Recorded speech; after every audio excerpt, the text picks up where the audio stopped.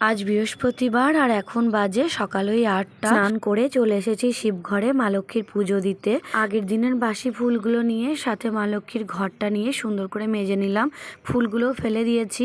এরপরে মাও চা নিয়ে চলে এসেছে। আজকে সকালে একবারই চা খেয়েছিলাম স্নান করার আগে, তাই মা স্নান করে আবারও একবার চা করেছে আর আমাকেও দিয়ে গেল। এরপরে ঠাকুরমশাইয়ের কাছ থেকে ফুল নিয়ে এসে মা লক্ষ্মীকে আর মা কালীকে একটা করে মালা করে পরিয়ে দিলাম। আর ছোট মাকে ঠাকুরমশাই এখানেই দিয়েছে মা লক্ষ্মীর পাশে, হয়তো কোনো অসুবিধা হয়েছে আবার পরে হয়তো নিয়ে যাবে।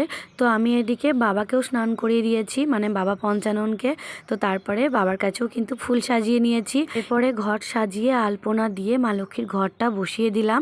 তারপরে ঠাকুরমশাইয়ের কাছ থেকে নিয়ে আসলাম পুজোর নৈবেদ্যর বাটাটা, কারণ আজকে ঠাকুরমশাইয়ের অনেকটা তাড়াতাড়ি পুজোর বাটা সাজানো হয়ে গিয়েছে, তাই ভাবলাম আমি নিয়ে এসে পুজোটা দিয়ে নিই। আর মাকেও আজকে ঠাকুরমশাই শাড়ি পরায়নি, মানে আগের সপ্তাহে যে শাড়িটা পরিয়েছিল সেটাই পরানো আছে। এই শাড়িটা দেখতে বেশ ভালো, অন্যরকম, তাই ঠাকুরমশাই বললো এই সপ্তাহে থাক, আবার সামনের সপ্তাহে মায়ের শাড়িটা পাল্টে দেবো। তো আমিও পুজো দিয়ে ঘরে চলে এসেছি। আর তারপরে ননিকে আর রূপুকে একটু মুড়ি মাখিয়ে খাইয়ে দিলাম। এরপরে ঠাকুরমশাইয়ের পুজো করা হয়ে গিয়েছে, তাই প্রসাদগুলো নিয়ে এলাম। আর আজকে তোর প্রসাদ খাওয়ার মতো কেউ থাকে না, যেহেতু বৃহস্পতিবার, তাই প্রসাদগুলো আমাদের ঘরেই নিই, পরে আবার একে ওকে ডেকে দিয়ে দিই। আর একজন এসেছিল পুজো দিতে, তাই ওনাকেও একটু প্রসাদ দিলাম। তারপর আমিও জলখাবার খেয়ে ছাদে চলে এসেছি জামা কাপড়গুলো মেলতে।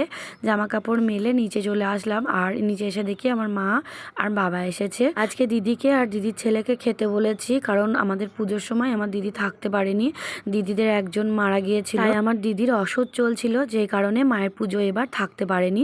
তাই আজকে দিদিকে খেতে বলেছিলাম।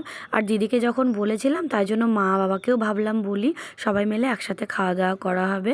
তো সেই জন্যই বাবা মা এসেছিল। আর মা আজ দুপুরে অনেক কিছু রান্না বান্না করেছিল, সবাই মিলে দুপুরে একসাথে খাওয়া দাওয়া করলাম। এরপরে বিকেলে বাবা আর মা বাড়ি চলে গেল, দিদিও চলে গিয়েছে। আর বাবা ওদিকে প্রতিদিনকার মতো বিকেলে গাছগুলোই জল দিয়ে নিচ্ছে, আর ননি যাবে পড়তে, তাই রেডি করে দিচ্ছি।